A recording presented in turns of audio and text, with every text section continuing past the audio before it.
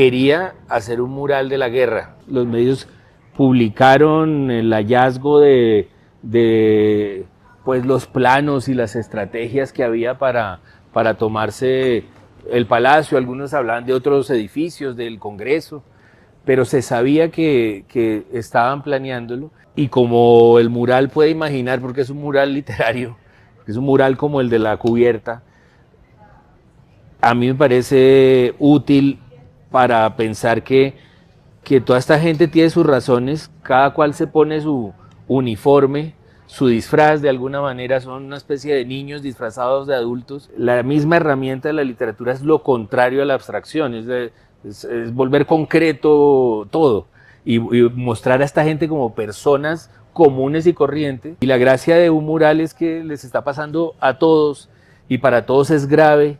Y todos están tratando de obrar bien, no hay figurantes, no hay personajes secundarios, o todos lo son, pero sin duda no hay extras porque a todos se les está acabando la vida. Y yo creo que es esa tierra de nadie la que uno tiene que recuperar, es decir, sacar al ejércitos de las trincheras, y yo creo que si uno se encuentra un minuto, como dice Turbay en la frase que tú rescatas, inmediatamente ve que no hay razones para matarse, es muy fácil notarlo.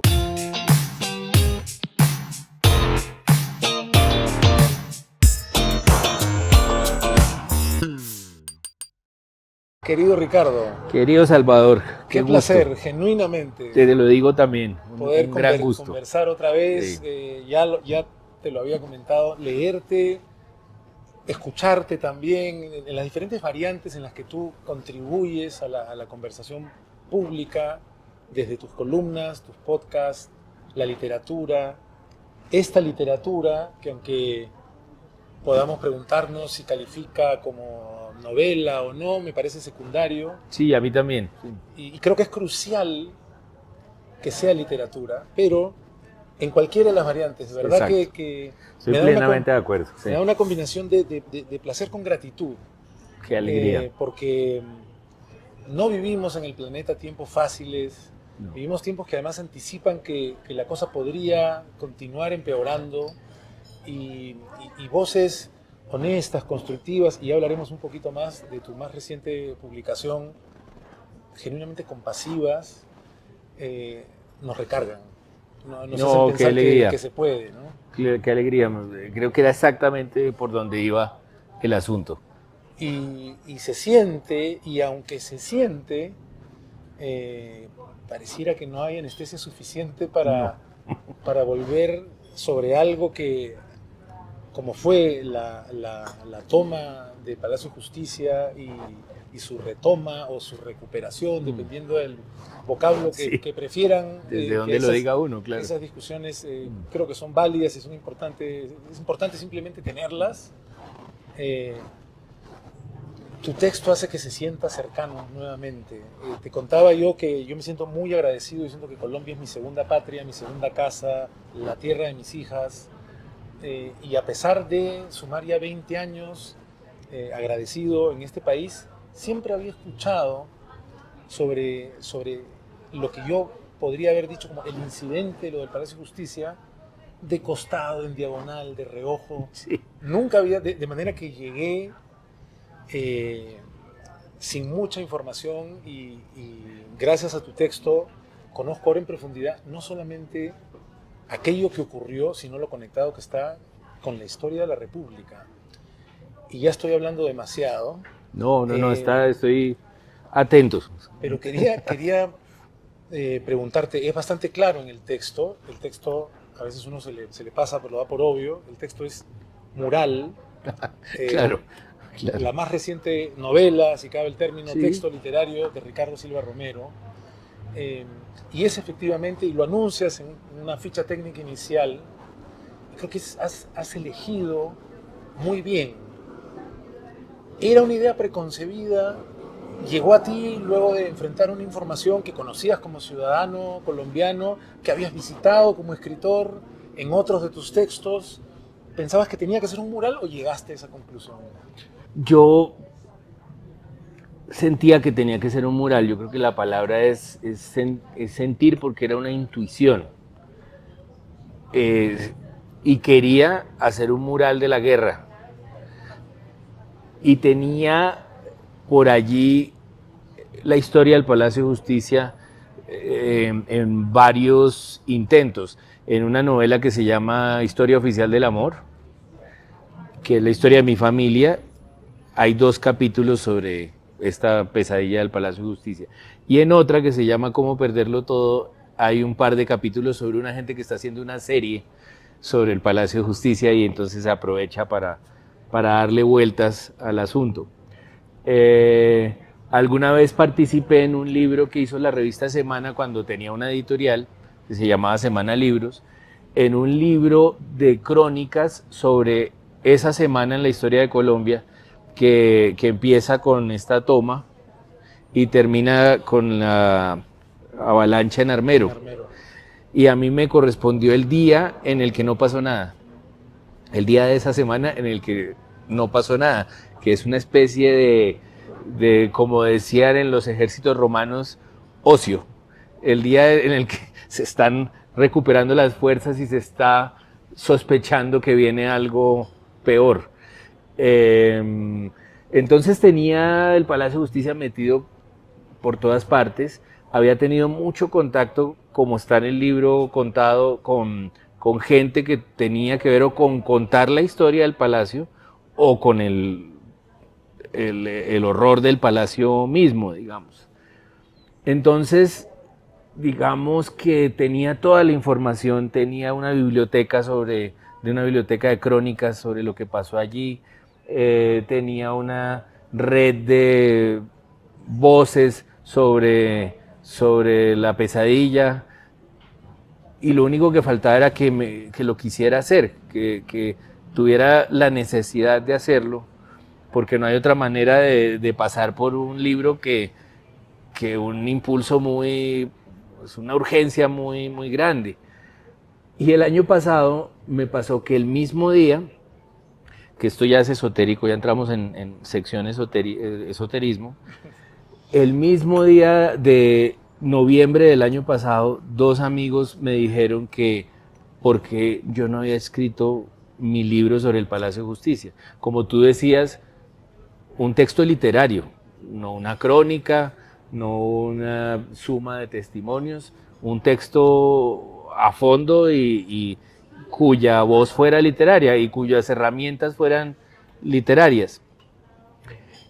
Y como me lo dijeron los dos, se me destrabó la posibilidad y me senté a hacerlo, me pareció que tenía que hacerlo. Arranqué a comienzos de este año y no paré hasta que lo terminé.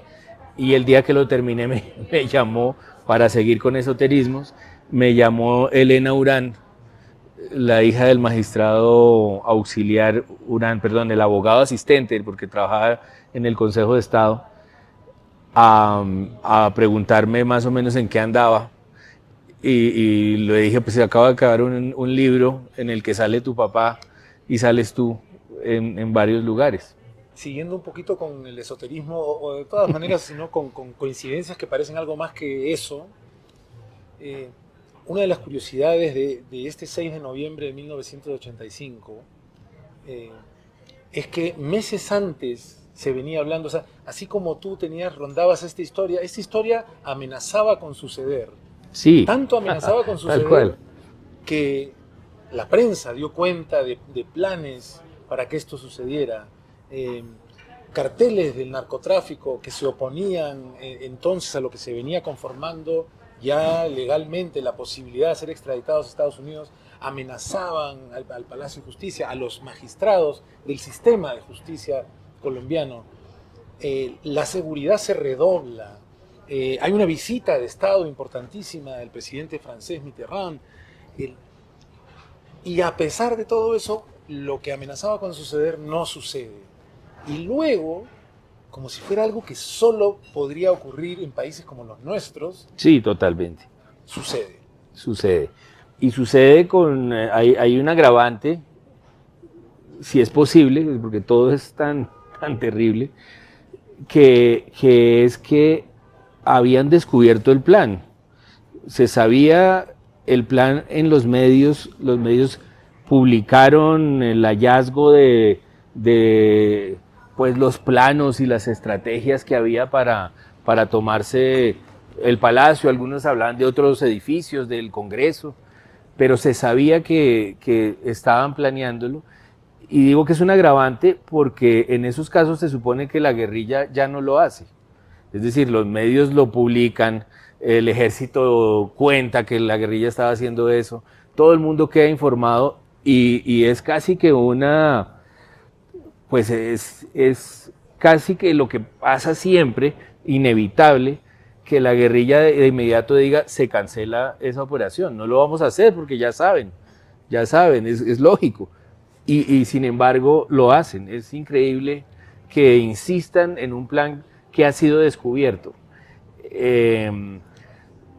Lo cual yo creo que desmonta una cantidad de mitos, como por ejemplo que el ejército estaba esperando que llegara la guerrilla para acabarla. Como si fuera una emboscada. Sí, yo creo que a todo el mundo lo toma por sorpresa. Y a la guerrilla la toma por sorpresa su misma toma desde que entran y ven que van a fracasar. Todo es un desastre, mejor dicho. Y hay algo muy interesante y yo creo que el hecho de que sea literatura a mí me deja pensando como ciudadano de cualquiera de nuestros países, quizás de cualquier país, en la enorme diferencia que hay entre un recuento histórico, con todo el valor que puede tener una historia profesionalmente hecha, un recuento, quizá un recuento periodístico puede acercarse, porque sí, mucho periodismo puede pasar por literatura por mérito propio, claro, pero el drama, manejado por un literato como tú, nos permite a los lectores vivir de otra manera. No estamos simplemente procesando información, estamos reviviendo una experiencia. Y esa es la sensación que a mí me ha conmocionado. Creo que es por esa doble razón. La razón de que a pesar de tener tanto tiempo en Colombia, no había terminado de escuchar esta historia o conocerla, quizá porque es tan dura que no se comparte con facilidad. no. Porque he escuchado muchas otras historias en todo este tiempo en Colombia, Claro, de claro. todo tipo, y por la segunda razón de que al ser este un texto literario, una experiencia literaria, está en vilo, a pesar de que una y otra vez mencionan lo que va a ocurrir. Cierto. Y que tiene sentido porque en principio todo el mundo sabe lo que ocurrió. Aún así, hay una cosa que estoy leyendo un diálogo del presidente de la Corte Suprema, lo estoy escuchando decir unas palabras, no puede ser que el autor ya me haya adelantado, no quiero que pase. Creo que eso nos relaciona Sí. con nuestra historia de otra forma, ¿no? Yo sí creo. Yo creo que, como tú dices, aquí se ha hecho una labor enorme de memoria histórica. Es decir, ha habido un centro de memoria histórica fantástico que estuvo a cargo de Gonzalo Sánchez mucho tiempo y de María Emma Wills. Tenemos comisiones de la verdad que han funcionado muy bien, que con gente maravillosa. La última pues entre Francisco de Rú y Lucía González, Marta Ruiz, había una gente magnífica, Alfredo Molano estaba allí. Ha habido periodistas que están además mencionados todos en el libro, en Mural, que han hecho una labor maravillosa y, como tú dices, yo los cuento como escritores, es decir, siempre hemos montado como estas jerarquías o estas pirámides en las que en la punta están los novelistas o los poetas, y ya de ahí para abajo todos los que usen trucos para narrar van bajando y termina pues en el pozo del periodismo. A mí me parecen escritores y me parecen escritores magníficos, pero las herramientas literarias sí tienen ventaja para hacer sentir lo que está pasando. Es decir, una cosa es describirlo y otra cosa es imaginarlo. Ya cuando uno puede imaginar lo que está sintiendo, no sé, un magistrado que está pensando en sus 5 hijos en la casa mientras se incendia el palacio, yo creo que uno gana gana o entra en un terreno que es el terreno en el que se revuelve el estómago y se desbarata el corazón, bueno, sí, en fin. Sí, sí, se encoge el corazón. Sí, exacto, es la ventaja del arte, digamos, de la imaginación. Me parece un acierto de haber sintetizado simbólicamente lo que pasa, las primeras palabras, pasada la ficha técnica, que también tiene cosas que me gustaría comentar, pero tú comienzas diciendo, yo estoy así como si fuera demasiado optimista, haciéndome el que voy a leer sin mis gafas, pero ya no puedo. Yo nunca he podido, entonces... Para mí todavía es reciente, apenas unos años así me he venido resistiendo, ¿De tanto verdad? tiempo. Vemos una paloma dando tumbos en la resignada Plaza de Bolívar. A mí me parece que esa sola frase, en relación con este evento, da para un seminario. Sí, yo creo que es la clave del asunto.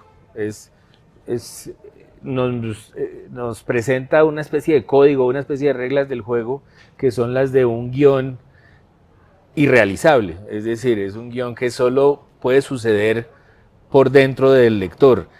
Y creo que tiene que ver con lo que estamos hablando, con la capacidad de la literatura o de las herramientas de la literatura para hacer comprensible emocionalmente el asunto, que es, digamos, la ventaja con el periodismo. El periodismo nos hace comprender la gravedad del asunto, yo creo. Y incluso nos duele lo que estamos leyendo en el periodismo, pero nos falta como una cuarta dimensión del problema y es esa la que no vemos. Yo creo que eso es lo que estamos viendo desde la primera línea del mural. Y al mismo tiempo, este estímulo que tenemos como lectores para interpretar y completar la invitación del escritor. Exacto. Una paloma dando tumbos es La Paz dando tumbos. Sí, así es. No en cualquier plaza, en la Plaza de Bolívar, el epicentro del poder político. No en la Plaza de Bolívar un domingo soleado con festividades. No, una plaza que ese día está resignada. Está resignada, que es la clave, sí. Y luego, la siguiente frase, ya me tomo la libertad de seguir, todo susurra en el centro de Bogotá. Falta un poco más de una hora para que empiece y se note el infierno, pero entre el rumor y la media luz de la rutina del Palacio de Justicia, solo unos cuantos seres trágicos saben que muy pronto el mundo se va a desfigurar. Como dicen a veces, en el comienzo, ahí me atrapaste, ahí me tuviste. Qué bueno, qué bueno. Y al mismo tiempo siento que tiene ese poder de jugar con nosotros más allá de nuestra sola razón, de que nuestro inconsciente despierte, de que digamos, evidentemente sí, la paz tan esquiva y tan buscada al mismo tiempo en este país, a veces tan rechazada, no está muerta pero viene dando tumbos, y hay un aroma de resignación y de fatalidad, ¿no? Y la resignación me parece importante porque es casi la resignación de un escenario en donde se va a poner en escena pues el infierno, el horror. Y es un escenario ya habituado a que allí suceda el Bogotazo o a que a unos pasos maten a Gaitán o maten a Uribe. En la historia de Colombia, pues la Plaza de Bolívar de Bogotá ha sido una especie de mar al que han ido a dar todos los horrores del país. A veces se piensa en tanto el Bogotazo, por el nombre, como en la historia del Palacio de Justicia, como historias más bogotanas que colombianas en general, pero son muy colombianas porque pues Bogotá es a donde va a dar Colombia, no porque sea la capital, sino porque es de verdad un mar. Y hay, creo que un simbolismo adicional, ¿no? Nuestros países, y en esta historia Colombia en particular,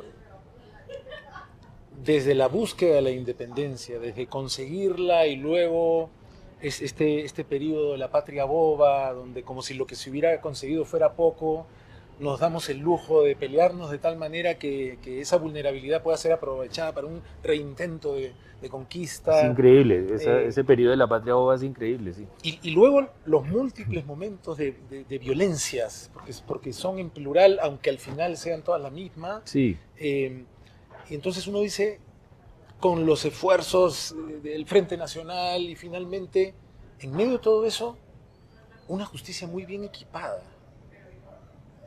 ¿Puedo exagerar? Quizás no, pero me da la sensación de que yo no creo que sea exageración, sí. Los mejores cerebros, los mejores hombres en ese momento sobre todo, pero las mejores personas de diferentes lugares del país, con ascenso social de por medio. Total. La capacidad de poner a la justicia por encima de la violencia, es ahí donde la violencia se va a terminar imponiendo de una manera ciega, ¿no? Es increíble, yo creo que como lo dices es un grupo extraordinario de gente que de verdad creía que se puede escribir el país o reescribir un país desde la justicia.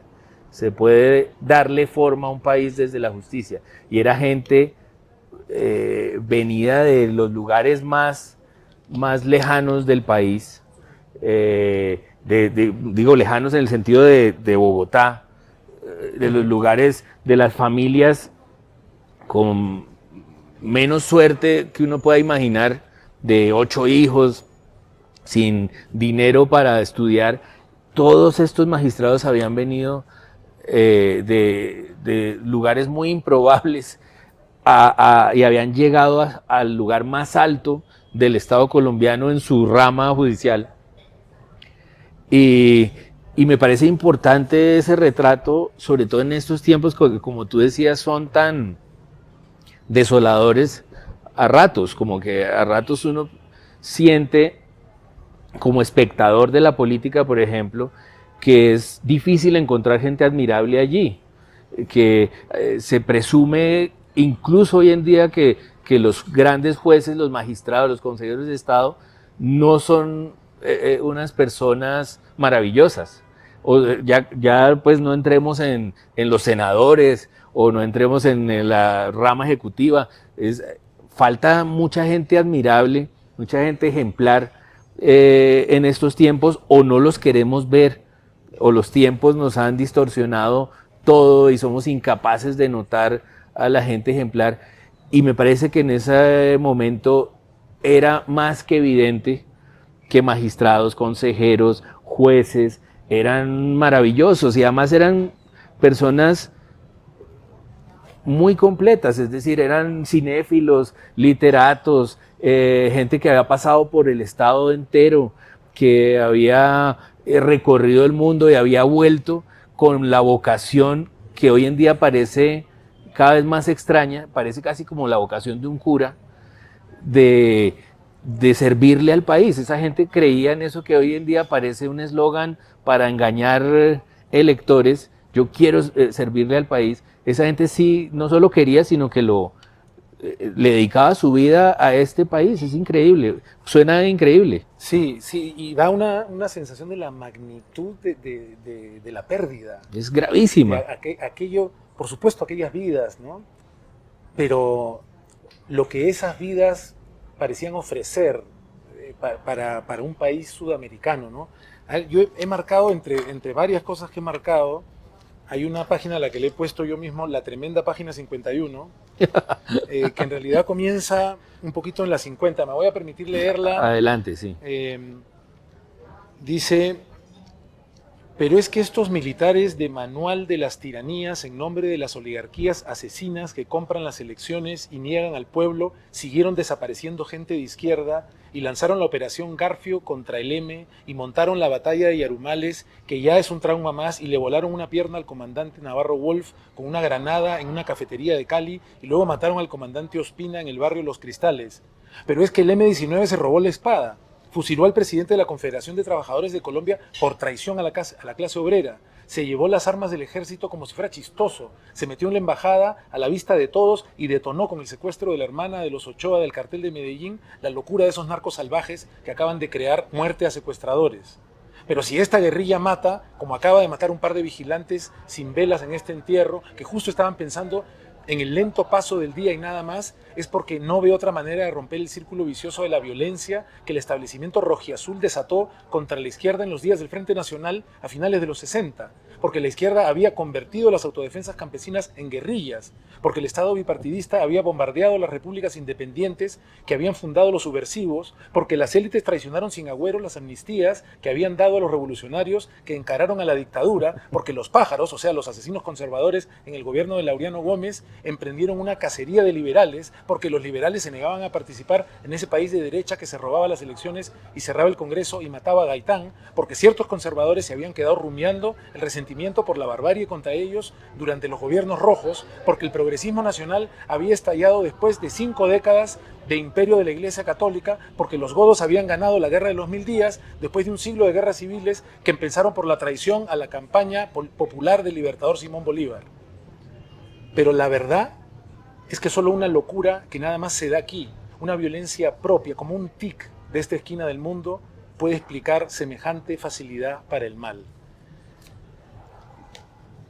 Es el mural, en pleno. Es el mural, y me he permitido, abusando también de la paciencia de nuestros espectadores, leerla porque si hay otro lugar donde se resume mejor la tragedia, y no es casualidad que la palabra tragedia esté también entre las primeras que escoges para aproximarte a este hecho, es que uno no sabe de dónde, o puede saber de dónde, pero no termina de saber por qué se ha sembrado una sensación como de inexorabilidad, ¿no? O sea, sí. Y creo que el otro lugar donde mejor lo resumes es en el epígrafe que el eliges epígrafe y que utilizas me gusta mucho, más adelante, ¿no? Basándote en... lo va retomando Sí. el libro, el epígrafe. En esta película... La regla del juego de Renoir. De Renoir, ¿no? Lo que es terrible de esta tierra es que todo el mundo tiene sus razones. Es terrible. Hay otro guiño, otro llamado a ese tema, que es la muerte de un sastre del almacén Valer, que va pasando por ahí cuando entra la guerrilla y en el fuego cruzado con escoltas, vigilantes del sector, policía, termina siendo una de las primeras víctimas de ese día. Y como el mural puede imaginar, porque es un mural literario, es un mural como el de la cubierta, a mí me parece útil para pensar que toda esta gente tiene sus razones, cada cual se pone su uniforme, su disfraz, de alguna manera son una especie de niños disfrazados de adultos y se están permitiendo la tragedia, se están permitiendo la inexorabilidad, están pensando, toca hacer esto. Llegó el momento de la vida en el que estamos poniéndonos a prueba. Hay algo allí como si tuviéramos instalado en algún órgano, o fuera un órgano vital, el fanatismo, y fuera fácil prenderlo, como que en algún momento de la vida alguien pudiera presionar un botón y se activara el fanatismo y la gente dijera, este es el momento de mi vida en el que me toca matar, y cruzara una línea y le pareciera apenas lógico lo que toca hacer, acabar con los demás. Y mientras unos muchachos pues de 18 años están diciendo, yo tengo que salvar a la patria, otros muchachos están completando la tarea de Uribe y de Bolívar, que uno dice, pero ¿cómo es posible que un niño o un joven pues de 20 años tenga en su cabeza que está completando la labor de Bolívar? ¿En qué momento se llega a, como se diría ahora, en esa época ni en el Palacio ni en la época de Bolívar podía decirse, pero cómo se llega a empelicularse de esa manera, a hipnotizarse, a envolverse, hasta decirse a uno mismo, estoy pasando a la historia, estoy completando, soy un ejército de la historia? Sí, y hay frases similares que en algún momento, si no estoy mal, son creo que del presidente Misael Pastrana, cuando el presidente Betancourt, que conversa con varios presidentes durante la crisis, con todos los disponibles, con algunos candidatos a la presidencia, y en un momento dice frases parecidas. No las voy a parafrasear seguramente de manera correcta, pero es como Colombia no puede renunciar a su destino. Exacto. O algo así. Y uno piensa, esa retórica, por más bien intencionada que sea, por más convencido que se encuentre quien la está en ese momento adelantando, es una abstracción, porque dice, Colombia no puede renunciar a su destino, o algo así, y lo que resulta pasando es que pareciera que el destino que no se puede renunciar es el de la autodestrucción. Es todo lo contrario de lo que quisiera, ¿no? Me parece genial la interpretación, me hace pensar que lo que llamamos el mal es la abstracción. Es decir, el mismo gesto de la literatura, la misma herramienta de la literatura es lo contrario a la abstracción, es volver concreto todo y mostrar a esta gente como personas comunes y corrientes que cuando dan el paso hacia la abstracción o cuando le juegan el juego a la abstracción, cruzan la línea hacia el mal. Y entonces estos presidentes y esas conversaciones con estos presidentes son fundamentales porque odien los que los odien. A mí me parece que son personas que creen que están obrando lo que hay que obrar, que están haciendo lo que hay que hacer y están pensando en que una cosa son ellos y otra cosa es la institución de la presidencia. Sí. Belisario piensa, una cosa es Belisario, que tiene un hermano adentro, que es un hombre hecho para el arte y la cultura, y otra cosa es el presidente de la República, que no puede entregar las instituciones. Y conversa con todos y todos le dicen más o menos lo mismo. Todos han creído en eso y no le ven alternativa a recuperar, si esa es la palabra que uno quiere escoger, la de ellos es esa, pero uno puede decir a retomarse el Palacio de Justicia a sangre y fuego. Sí, creo que hay entre múltiples tensiones, o sea, creo que una de las muchas virtudes de tu libro es que no es un libro de denuncia desde una posición en particular, sino tu propia elección del mural intenta, hasta donde uno puede controlar sus propios sesgos, ¿no? Sí. Intenta que no venga desde la denuncia, sino desde la exposición, pero con las herramientas literarias del drama, y de pronto me da la sensación de que entonces, como el Uroboros que termina mordiéndose la cola, se convierte en una denuncia mucho más poderosa, porque todos estamos ahí. Todos. Nadie se salva, y al mismo tiempo, y lo mencionas y se siente, hay una aproximación compasiva. Tratar de darle credibilidad a cada uno en su discurso, a cada uno en su ceguera, a cada uno en su aspiración.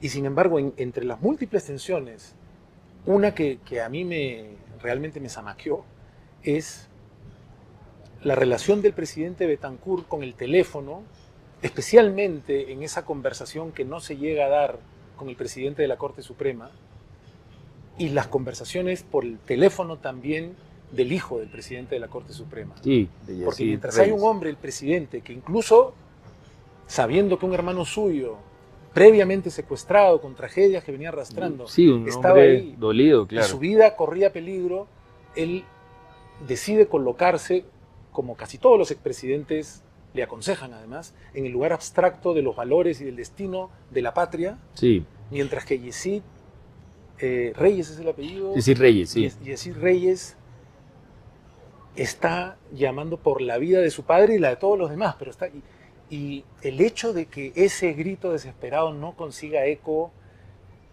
es estremecedor, ¿no? A mí me impresiona que Yesid Reyes le diga al papá papi. Me impresiona porque Yesid Reyes es hoy una eminencia también, es un hombre muy admirable. Y que le diga papi en esa situación, en esa peso, con ese peso de la historia y de las instituciones y de los monumentos, que es algo que el mural trata también de ver, todos los monumentos que hay, las pinturas de Bolívar, de Santander, rodeados de tanta historia.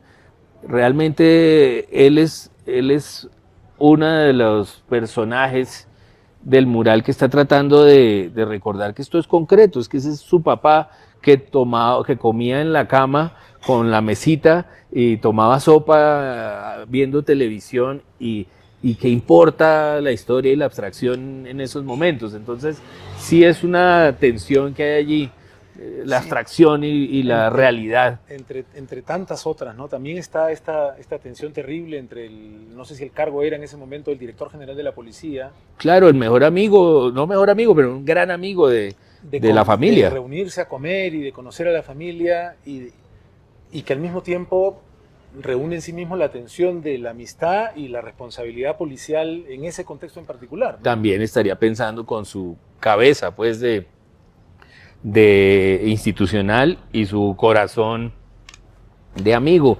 pero todo, pues, sale lo peor que podía salir, es decir, ese equilibrio que todos están buscando no existe y están exponiendo en marcha una tragedia, y tragedia parece la palabra precisa porque es como si se les hubiera salido de las manos a todos, como si la voluntad no contara para nada. Es realmente muy impresionante de ver. También me lleva a la palabra mural, también me lleva al epígrafe, esta sensación de que todos cuentan, lo que tú decías de la ficha técnica y de la idea de que el criterio sea la compasión, que es una herramienta literaria también, la compasión, y es pues que es evidente que en un mural, o que la gracia de un mural es que no hay extras. Cuando uno se plantea cualquier historia, incluso le enseñan eso en clases de guión o de dramaturgia, siempre le hacen a uno preguntarse de quién es la historia, de quién es la historia, a quién le va a suceder el desastre, o a quién se le va a desbaratar la vida y va a tratar de recomponerla. Y la gracia de un mural es que les está pasando a todos y para todos es grave y todos están tratando de obrar bien, no hay figurantes, no hay personajes secundarios, o todos lo son, pero sin duda no hay extras porque a todos se les está acabando la vida y todos están empezando el trauma. Y creo que hay algo ahí que a mí me ha dado como lector la sensación de, como dices tú, contra lo que pensamos normalmente en consejos o clases elementales de drama o de guión, el no haber elegido a un protagonista en desmedro de los demás y convertirlo en un mural, a mí como lector me ha hecho sentirme mucho más expuesto. O sea, me ha hecho sentirme que no tengo dónde esconderme. Claro, que tú mueves, claro. Utilizas mucho la cámara, hablas.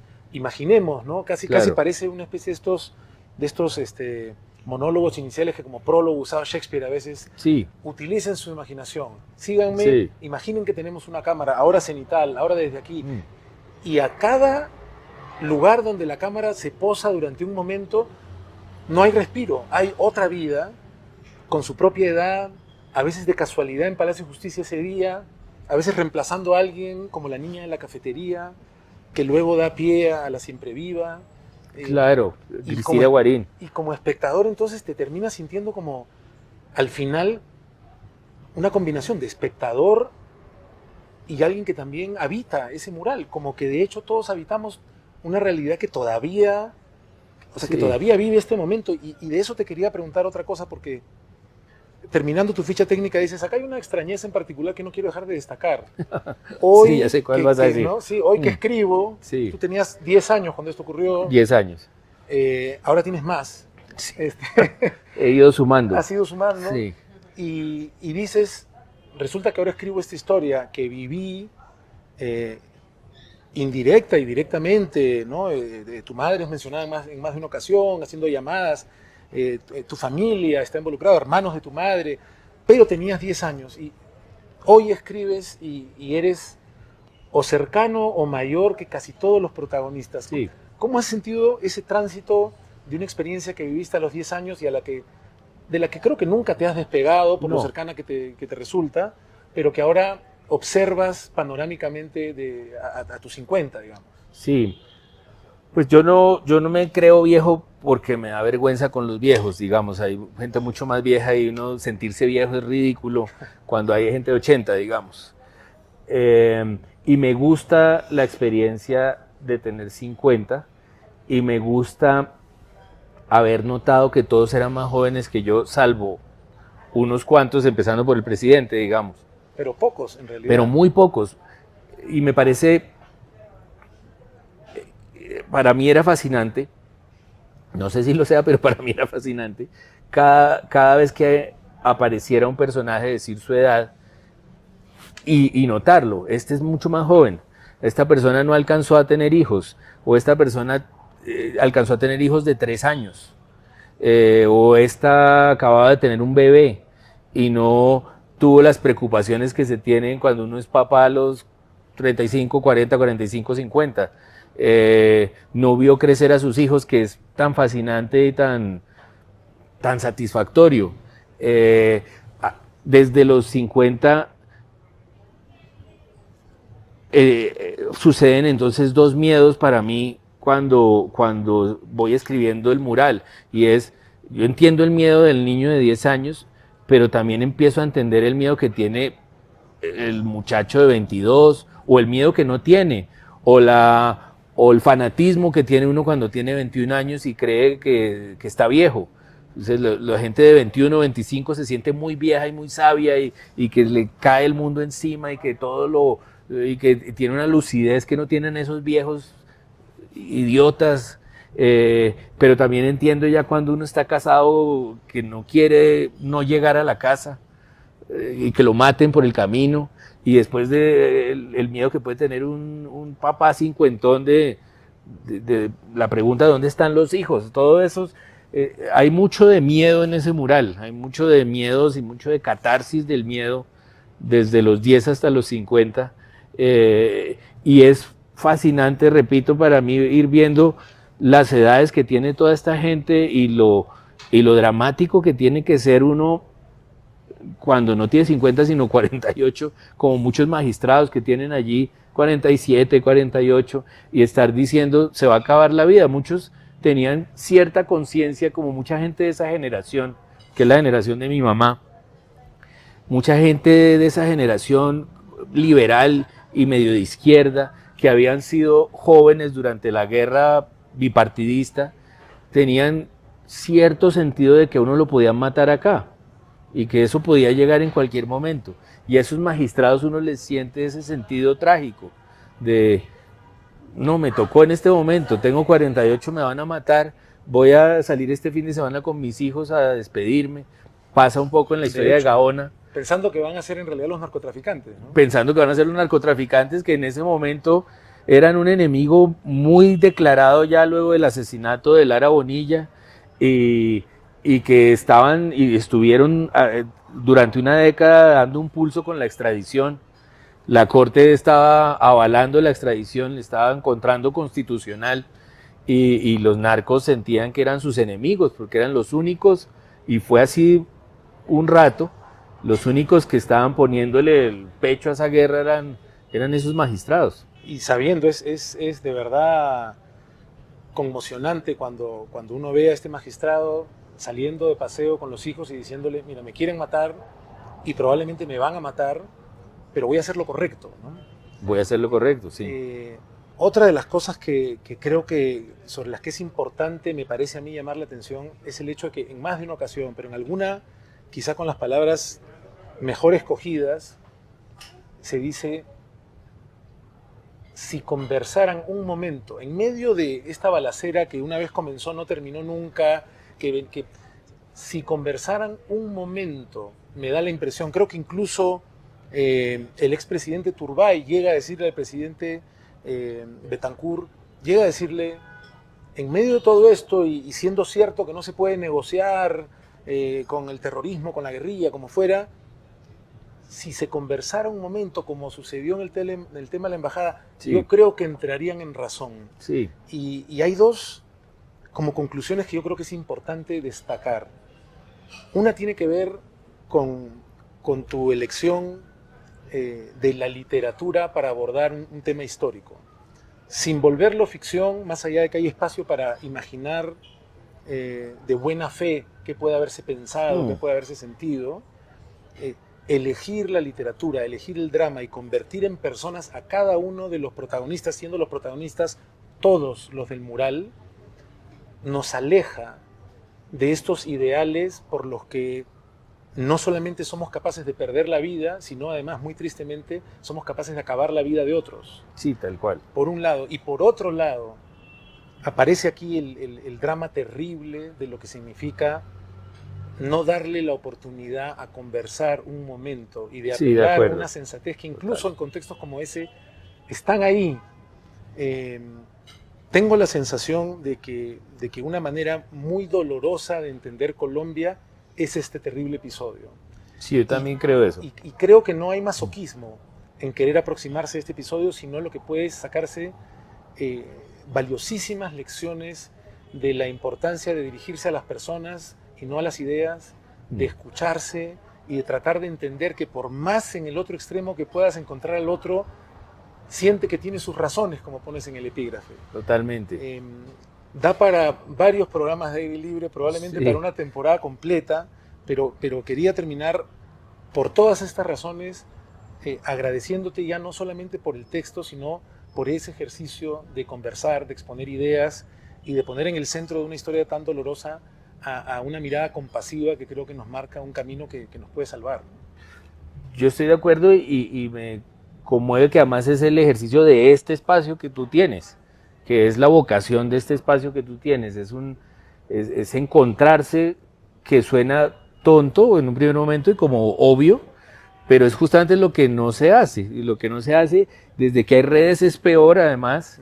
Hoy que escribí la columna puse un ejemplo al respecto y es cómo era de bueno cuando no había redes subirse al ascensor. Es decir, uno se encontraba con los vecinos del edificio y no sabía que eran fachos, o no sabía contra quién votaban, o a quién odiaban, y simplemente eran amables con uno en el ascensor, como pasa en ciertos lugares en los que uno se encuentra, en el bus, en los aviones, en los centros comerciales. La gente va por las escaleras eléctricas y no va pensando que vaya es uribista, o este es petrista, o lo que sea. Uno no va pensando eso y es capaz de ser humano más allá de lo que el otro vote. Hay un lugar común que es una historia común que me parece que hay que seguir machacando hasta el cansancio, que es la de la Navidad de 1914, en la que los ejércitos aliados y el ejército alemán hacen una tregua de Navidad justamente, y acaban jugando fútbol y acaban mostrándose fotos de las novias y ayudándose mutuamente a rescatar enfermos, a hacer todo lo humano que se puede hacer.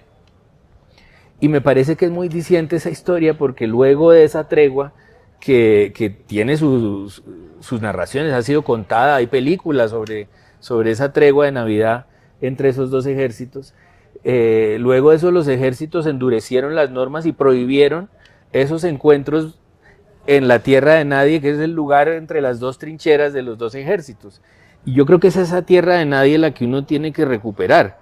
Es decir, sacar a ejércitos de las trincheras. Y yo creo que si uno se encuentra un minuto, como dice Turbay en la frase que tú rescatas, inmediatamente ve que no hay razones para matarse. Es muy fácil notarlo. No más con mirarse a la cara uno cómo va a matar a alguien.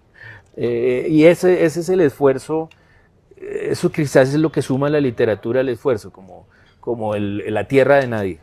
Me parece un esfuerzo valiosísimo, de verdad que recomiendo muchísimo la lectura de tu mural, de verdad que sí. Y como siempre, qué gusto escucharte y alegría. Qué placer además poder conversar y seguir conversando. Qué gusto, sí, ojalá. Hasta la próxima, siempre. Entonces. Muchas gracias. Gracias, muchas gracias. Gracias. Gracias. Mire, qué buena visita.